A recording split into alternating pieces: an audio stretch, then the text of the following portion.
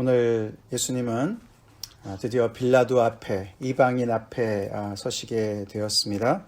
예수님 말씀대로 종교 지도자들에게 버림받고 이방인에게 넘겨져서 고난을 받으실 것이라는 말씀대로 빌라도 앞에 서시는 그런 내용이고, 곧 이어서 헤롯 왕 앞에도 서시는 그런 예수님을 우리가 만나게 됩니다. 어제에 이어서 산헤드린 공회 앞에서 신문을 받으신 예수님께서 이제 빌라도와 헤롯의 앞에서 또 신문을 받으시는 그런 장면이죠. 우리가 찬송가에 거기 너 있었는가 그때에 그 찬송이 있습니다. 그 찬송의 1절이 거기 너 있었는가 그때에 주님 그 십자가에 달릴 때 이렇게 시작하죠. 예수님이 십자가에 달릴 때 거기 너 있었는가. 사실 그 전에 우리는 오늘 주님 빌라도 앞에 섰을 때, 주님 헤롯 앞에 섰을 때 우리는 그 자리에 가게 됩니다. 굉장히 속전속결로 진행이 되고 있습니다. 사실 마가복음 15장 25절에 보시면 예수님이 십자가에 못 박히시는 것이 제3시에 그렇게 되셨다. 그건 지금으로 따지면 아침 9시입니다. 그러니 아침 새벽부터 시작해가지고 얼마나 부지런히 움직였으면 그 사이에 재판이 다 끝나고, 그리고 예수님이 십자가를 지시고 골고다까지 올라가시도 얼마나 힘드셨어요. 그죠? 그때 시간이 많이 걸렸을 텐데도 십자가를 못 박히는 시간이 아침 9시입니다. 그러니 굉장히 빨리빨리 진행이 되었죠. 또 그것이 또 가능했었던 이유가 이 유대 그 유월절 명절이 또 한몫을 단단히 합니다. 유월절 명절 때문에 이 빌라도도 원래 가이사라 지방에 있었던 사람이 지금 여기 예루살렘에 와 있는 것이고, 헤롯도 그래서 지금 내려와 있는 것입니다. 그래서 한 자리에 다 있는 거예요. 어떻게 보면은 종교 지도자들이 너무나 이제 자기들의 그 뜻대로 빨리빨리 진행하는데 굉장히 도움이 되는 상황이었던 것 같습니다. 네, 그렇게 이제 오늘 진행이 됩니다. 무리가 다 일어나 1절에 무리가 누구일까? 당연히 산헤드린 공회원들이겠죠. 대제장들과 서기관들과 백성의 장로들입니다. 그들이 새벽부터 이제 그 전날 체포한 예수님을 신문하고 이제 더 이상 들어볼 것이 없다. 저의 입으로 자기가 하나님의 아들이라고 얘기하지 않았느냐? 그거면 충분하다. 그러고는 이제 사형 언도를 얻기 위해서 빌라도 앞으로 끌고 갑니다. 고발하여서 이러는데 고발 고소 내용은 딱 한 가지입니다. 2절에서 나오지만 이는 백성을 미혹한 자다, 이렇게 얘기를 하는 것이죠. 예수님의 죄목은, 그들이 내세우는 죄목은 우리 백성을 미혹했다. 그래서 거기 세부 내용이 이제 어떻게 미혹을 했느냐. 첫 번째는 가이사에게 세금 바치는 것을 금했다. 빌라도가 귀에 정말 쏙 들어오는 얘기만을 골라서 그렇게 아주 효과적으로 고소를 합니다. 그러니 빌라도는 이 말을 굉장히 이제 정말 그 신경을 곤두세우고 들어야 되는 내용이죠. 가이사에게 세금 바치는 걸 금했다. 그리고 또 자칭 왕 그리스도라고 했다. 그리스도라는 말 자체가 메시아고 그것이 왕이란 뜻인데, 그것을 이 이방인이 혹시 못 알아들을까봐 그걸 번역을 합니다. 왕이라고 번역을 하죠. 그리스도랑 왕이랑 같은 말입니다. 근데 자칭이다. 자기 스스로를 왕으로, 유대인의 왕으로 그리스도라고 외치는 자다. 굉장히 정치성을 가득 담아서 빌라도에게 고소를 했습니다. 백성을 미혹했다는 말은 사실 거짓 선지자라는 뜻입니다. 이 유대인들의 그런 사고 구조 속에서는 백성을 미혹했다는 것은 거짓 선지자인데, 거짓 선지자라고 아무리 얘기를 해봤자 효과가 없으니까 이렇게 정치성을 다분히 이제 부각을 시켜서, 예수님은 사실 세금 문제가 나왔을 때 그들이 예스냐 노냐, 가이사에게 세금을 바쳐야 되냐 말아야 되냐, 이렇게 가이사를 굉장히 어떤 절대적인, 그리고 하나님과 어떤 동등한 입장으로 이렇게 얘기하는 것을 예수님은 가이사를 상대화시키지 않으셨습니까? 모든 것이 다 하나님의 것인데 가이사의 몫도 하나님의 그 전체적인 절대적인 권력 안에서 가이사의 어떤 몫이 조금 있다면은 그에게 줄 것은 줘라, 그렇게 말씀하셨는데, 그런 모든 것들을 자기들이 원하는 대로 다 왜곡을 해서 이렇게 거짓으로 예수님을 고발합니다. 빌라도가 예수께 묻습니다. 내가 유대인의 왕이냐? 그 모든 것을 이제 한마디로 빌라도는 정리하지요. 그럼 너가 유대인의 왕이란 말인데 내가 유대인의 왕이냐? 예수님이 대답하시는데 내 말이 옳도다. 그 말씀은 어저께 그 예수님이 내가 하나님의 아들이냐라고 물었던 산헤드린 공회원들 앞에 너희들이 내가 그라고 말하고 있느니라. 예수님이 직접 말씀 안 하시고 그들의 질문을 답으로 바꾸셔가지고 너네가 말을 대답하고 있지 않느냐라고 얘기하시는 것과 똑같습니다. 내 말이 너가 그렇게 얘기한다. 그 말은 맞다는 말이죠. 근데 빌라도는 뭐를 느꼈는지 대제장들과 무리들에게 가서 내가 보니 이 사람에겐 죄가 없다. 이렇게 얘기를 합니다. 예수님이 무죄하다. 예수님의 편을 들고 두둔하는 것은 아닙니다. 빌라도는 굉장히 그 당시에 유대인의 총독으로서 유대 지역의 총독으로서 굉장히 그 잔인한 자였습니다. 그죠? 우리가 앞에서 누가복음을 따라오면서 2번 만나게 됐는데 3장 1절에 예수님이 그 사역을 시작하시기 전에 그때 그 시대 배경을 설명할 때 나왔고요. 그 다음에 13장 1절에 예수님께서 그 제자들을 통해서 주변의 사람들을 통해서 그 사람들이 뭐라 그랬습니까? 예수님한테 빌라도가 갈릴리 사람들의 피를 그들의 제물에 섞어 가지고 바쳤습니다. 그렇게 이제 예수님 앞에 와서 얘기하지 않습니까? 그러니 당신이 메시아 같으신데 뭔가를 해야 되는 거 아닙니까? 라고 얘기를 했었습니다. 사실 빌라도는 역사적으로 보면 굉장히 그 로마 군인의 그 아주 잔인함과 그 냉철함과 아주 기계적인 그런 앞뒤가 꽉 막혀 있는 굉장히 원리원칙주의자였고 그러면서도 굉장히 뇌물이나 이런 것들을 좋아했고 때로는 또 적절한 그런 그 절차를 밟지 않고도 그 집행을 하는 그런 악한 사람이었다고 그럽니다. 그런 사람이 예수님이 죄가 없다라고 얘기를 하는 거예요. 그 말은 이제 예수님을 볼 때에 예수님 안에 어떤 그런 위협을 보지 못한다. 위협적인 존재는 아니구나. 이런 거를 이제 봤다는 거겠죠. 얼마나 그런 면에서 발달됐던 사람이었겠습니까? 그죠? 사람을 보면, 몇 마디 얘기해 보면 아는 거죠. 예수님이 유대인의 왕이라고 얘기했을 때, 어떤 그런 정말 반란을 일으킨 거나 아니면 백성을 선동해서 밀란을 일으키거나 그래서 이 정권을 뒤집어 엎을 만한 어떤 그런 야욕을 못 보는 거죠. 그런 위협을 못 보는 것이죠. 위험성을. 그래서 어떻게 보면 굉장히 무시하고 오만한 태도의 모습을 우리가 더 보게 되는 겁니다. 가치조차 없다는 거죠. 가치조차 없다. 위협적인 존재가 아니다. 이렇게 생각을 하는 거였습니다. 그러니까 그 무리가 계속 이제 무리라고 얘기하죠. 이 대제장들과 그 모든 이제 그 사람들 많이 갔으니까요. 그들이 다 앞에서는 다 일어나서 얘기했는데 여기서는 무리가 더욱 강하게 말하되 그가 온 유대에서 가르치고 갈릴리에서부터 시작하여 여기까지 와서 백성을 소동하게 하나이다. 무리가 일제히 더욱더 강하게 외칩니다. 빌라도한테 원했던 대답이 안 나오고 오히려 무죄하다고 얘기하니까 더욱더 강하게 목소리를 높여서 예수님의 영향력이 얼마나 지금 위험하고 큰지 영향권이 굉장히 넓은지를 설명하지요.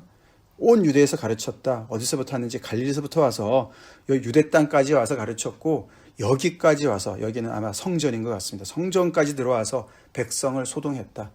온 지역을 지금 들끓게 만든다. 소동한다. 스터러업한다. 그냥 부글부글 끓게 만든다. 당신이 지금 몰라서 그렇지 굉장히 위협적인 존재다. 이런 걸 부각하는 것이죠. 그들은 물러서지 않습니다. 거기서 그렇게 예수님을 계속 이제 강하게 고소를 했는데 빌라도가 갈릴리 출신이라는 말을 딱 듣고서는 예수님이 갈릴리 출신이라는 말을 듣고서는 그가 갈릴리 사람이냐 그러면서 헤롯이 그 관할에 속한 줄 알고 헤롯한테 보냅니다. 빌라도는 딱 봤을 때 정치적인 그런 위협적인 존재는 아닌데 뭔가 이 백성의 문제구나. 그래서 이 복잡한 문제에 끼어들고 싶지 않았던 것 같습니다. 그래서 사실은 자기가 봤을 때 죄가 없다 그러면 거기서 어떻게 뭔가 더 강력하게 뭔가를 해야 될 것 같은데 그러지 않고 떠넘기죠. 헤롯한테 떠넘기고 또는 헤롯이 직접적인 그 관할 구역이니까 좀 더 직접적인 그런 그 정보를 가지고 있었을 테니까 너가 당신이 좀 해봐라 뭐 이렇게 얘기하는 것도 있겠죠. 그래서 헤롯한테 보냈습니다. 헤롯의 반응이 굉장히 재밌죠. 헤롯이 예수를 보고 매우 기뻐했다. 너무 만나고 싶었던 것 같습니다. 근데 이유가 그의 소문을 들었기 때문에 보고자 한 지 오래되었다. 또한 무엇이나 이적 행하심을 볼까 바랐던 연고라. 이유가 굉장히 참 왕답지 않죠. 무슨 뭐 예수님이 엔터테이너인가요? 무슨 아이돌인가요? 예수님을 보고 싶은 이유가 다른 거였습니다. 뭐 재주 좀 부려보라는 것이죠. 우리가 이 인물도 여러 번 만났습니다. 아까 그 3장 1절에 빌라도 얘기 나왔을 때도 이 헤롯이 분봉왕, 그 갈릴리 지역의 분봉왕이라는 말이 나오고, 이 사람은 이제 안티파스죠. 헤롯 안티파스. 그리고 침례 요한을 구속하고 또 참수를 시킨 장본인이고, 또 예수님이 그가 예수님을 죽이려고 한 사람이었습니다. 그래서 예수님이 그를 여우라고 얘기했죠. 저 여우다. 왕이면 사자가 어울릴 것 같은데 여우다. 사실 이 헤롯 왕은 이 로마 정부의 꼭두각시나 마찬가지였습니다.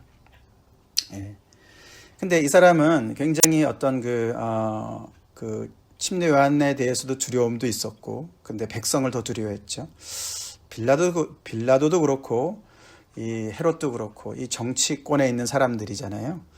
확실히 이 여론을 무서워하는 것 같습니다.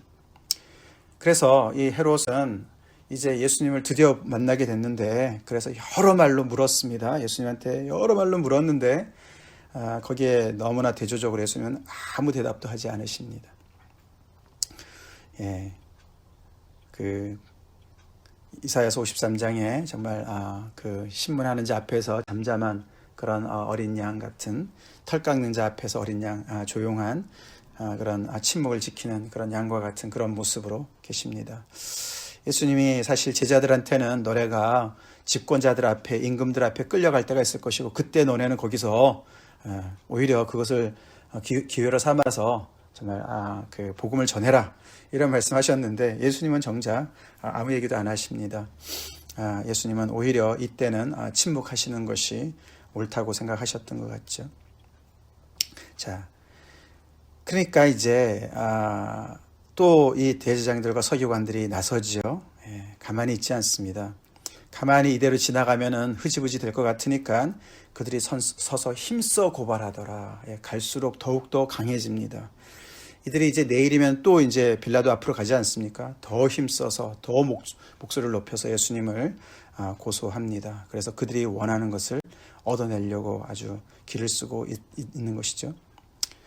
오늘 본문을 가만히 보면은 결국은 예수님을 십자가에 그 몰아세운 장본인은 어제도 말씀드렸지만 가장 앞장서서 집요하고 맹렬하게 고소한 자들이 바로 이 대제사장들과 서기관들입니다. 산헤드린 공회원들입니다.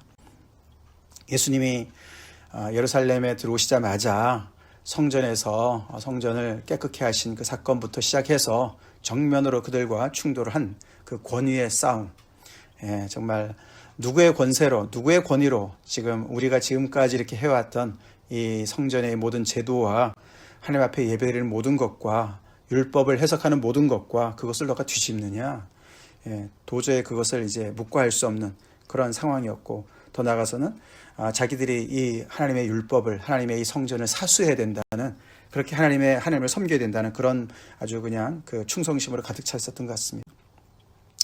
그래서 끝까지 고발했습니다. 그러니까 헤롯은 그런 분위기에 눌립니다. 거기에 이제 휩쓸립니다. 거기까지 마음이 없었는데 그게 그 문장의 구조가 그렇게 돼 있다고 그래요. 헤롯이 그런 분위기에 눌려서 그 군인들과 함께 예수를 업신여기며 희롱하고 빛난 옷을 입혀서 빌라도에게 다시 도로 보냈다, 그렇게 기록이 됩니다. 자기가 왕인데 예수님이 유대인의 왕으로 이렇게 사람들이 고소를 하고 있으니까 야 참 왕이면 왕답게 옷이라도 좀 입어야지 뭐 이런 거지요, 그죠? 너가 왕이라면서 그래서 빛난 옷을 자기 것 중에 하나를 뭐 주었는지 아니면 부하 걸 하나를 벗겨가지고 입혔는지 너의 주장에 좀 맞지 않다 뭐 이런 말이죠, 그죠? 그래서 그렇게 업신여기고 희롱을 합니다. 이제 예수님이 사실 빌라도 앞에서도 무시를 당하신 것이고 헤롯 앞에서는 더더욱이 이제 이렇게 드러나게 업신여김을 당하고 희롱을 당하셨습니다. 그 이유가 이제 바로 그거지요. 자기들의 상식에는 힘이 있으면 안 밟히는 거죠, 그죠? 그게 세상의 상식입니다, 그렇죠? 힘이 있는데 왜 이렇게 조롱을 당하고 밟힙니까? 예수님이 유대인의 왕이라면 거기에 걸맞게 권세 있게 힘 있게 저항을 하고 이런 정말 자기를 고소하는 자들을 정말 짓밟고 그래야 되는데 당연히 이런 걸 보니까 뭐 그냥 주장만 대단하지 소문만 뭐 그럴싸하지 전혀 실세가 없구나 실속이 없구나 이렇게 판단을 하는 것이죠. 그렇습니다. 그것이 세상의 원리죠. 세상의 상식은 알고서는 당하지 않죠, 그죠? 우리가 모르니까 당하지요. 근데 예수님은 이 모든 것을 다 알고 계셨어요, 그죠?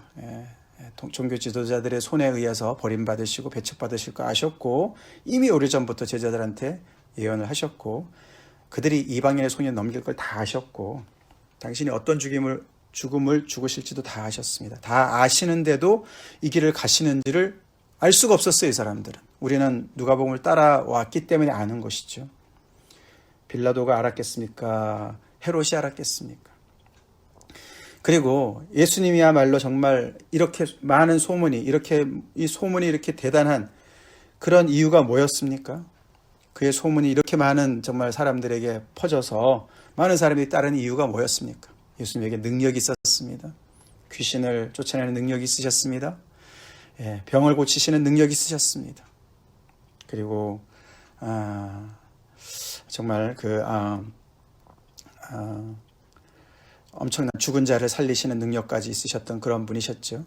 그런 능력이 있으신 분인데도 능력이 있으면 힘이 있으면 우리는 안 밟히죠. 왜 밟힙니까? 그죠? 안 밟히려고 힘을 기르는 건데 안 당하려고 우리가 정말 지식을 쌓고 공부하는 건데 그게 세상의 상식이에요.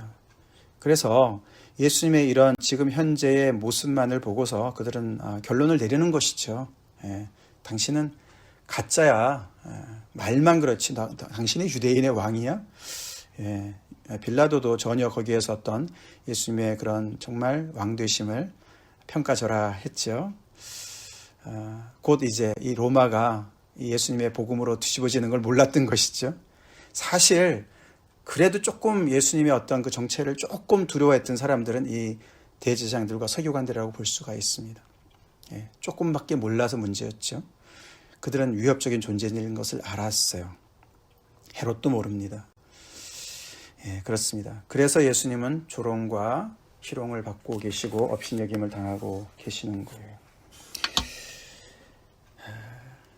그 주장과 현실이 맞지 않다는 것이죠. 둘 중에 하나는 거짓이라는 것이죠. 그것이 이제 세상의 상식이고 원리입니다. 근데 예수님은 그것을 벗어나시는 분인지를 몰랐던 것이.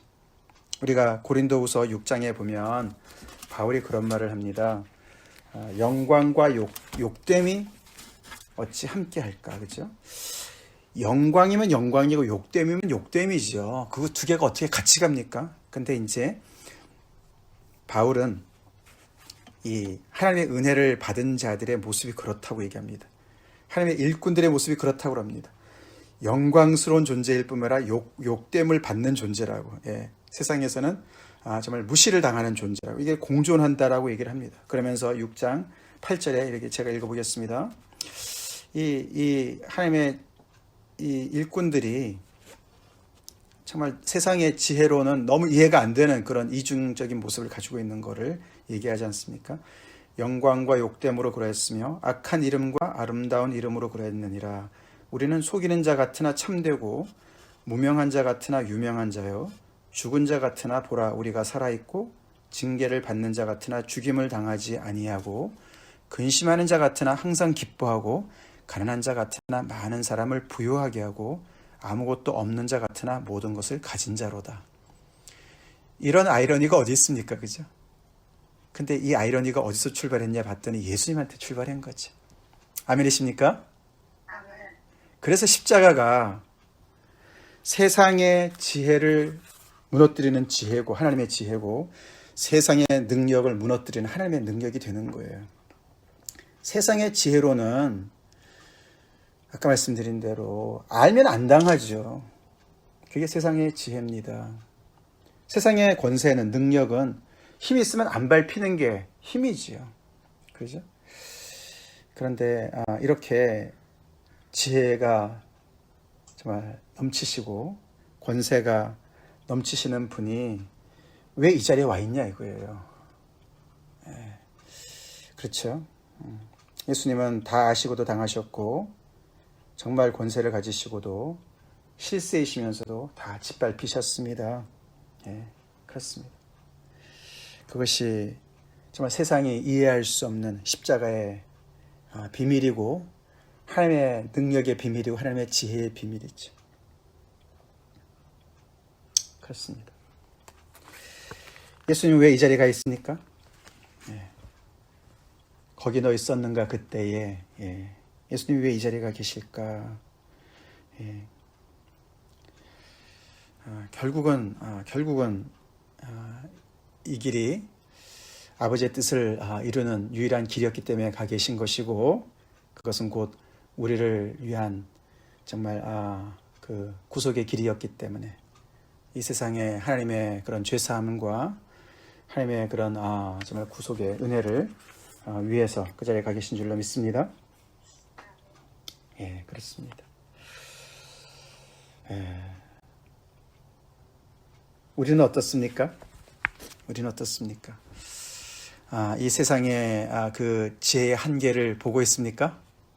이 세상의 권세의 한계를 보고 있습니까? 능력의 한계를 보고 있습니까? 아니면은 우리는 아직도 그 한계 속에 갇혀서 알면은 절대로 당하는 그 자리에 가지 않고 손해보지 않고 알면은 절대 무시당하는 자리에 가지 않고 짓밟히는 밈을 당하는 자리에 가지 않고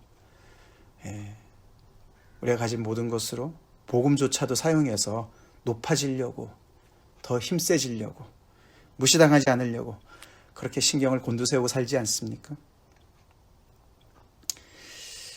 그러면은 우리는 예수님을 우리는 이들처럼 이렇게 조롱하는 자리에 설 수밖에 없습니다. 우리 바울이 고백했듯이 우리 하나님의 일꾼들 우리가 있어야 될 자리에 갑시다. 예수님 때문에 우리도 기꺼이 낮아지는 자리로 가자는 것이죠. 우리에게 권리가 있습니까? 권리 있죠. 우리 하나님의 자녀들입니다.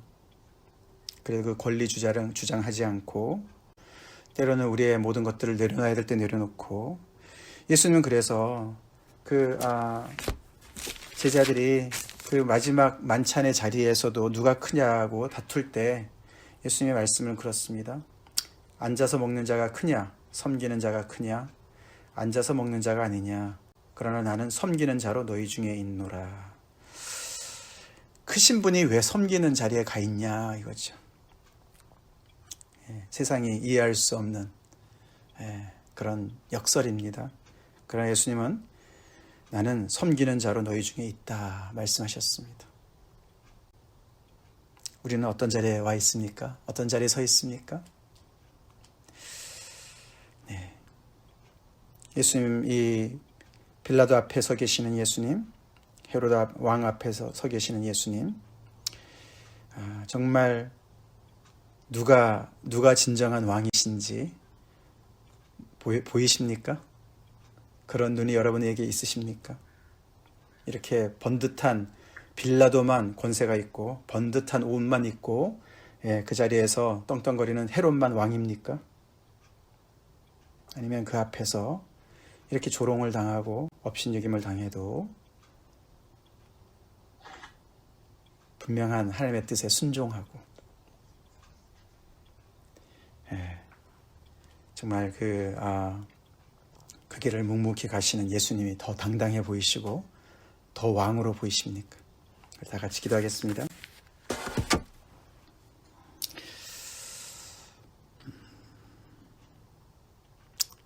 하나님 아버지, 빌라도 앞에, 헤롯 앞에 서서 신문 받으시는 예수님, 저희가 오늘 또 묵상합니다. 하나님, 참 머리끝부터 발끝까지 세상에 쩔어있던 저희들, 그래서 세상의 그 기준대로 상식대로 따라서 인생을 낭비하던 저희들, 아버지 우리에게 복음으로 찾아와 주시고 세상의 지혜의 한계와 세상의 그 능력의 한계를 십자가 안에서 보게 해주시고 이렇게 조롱당하시고 없인 여기시는 예수님이 얼마나 놀라우신 하나님의 아들이시고 왕이시고 우리의 주님 되시는지 아버지 정말 그 주님의 그 무릎 권세 앞에 무릎 꿇게 하시는 애 감사드립니다. 하나님 그렇게 예수님을 바로 바라보며 그렇게 우리 예수님을 온전히 따라가는 저희가 되게 하여 주시옵소서. 하나님의 아들이시면서 하나님이시면서 말씀이시면서 오 주님 우리 가운데 섬기는 자로 서 계시는 주님 그 주님의 그 놀라우신 아버지 겸손과 아버지 그 말할 수 없는 아버지 그 사랑의 그 능력 앞에 저희들 아버지 온전히 겸손해지기 원합니다.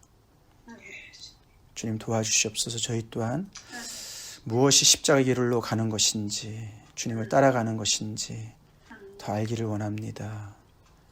주님 이 십자가의 아버지 그 길을 십자가에 못 박히신 예수님을 그리스도를 온전한 지혜로 온전한 능력으로 저희가 받아들이고 아버지 예수님처럼 섬기는 자로 이 세상에 살아가게 하여 주시옵소서.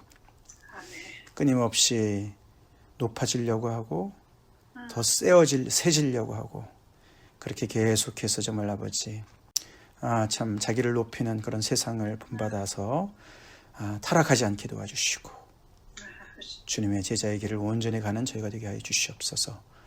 예수님 이름 받들어 간절히 기도 올리옵나이다.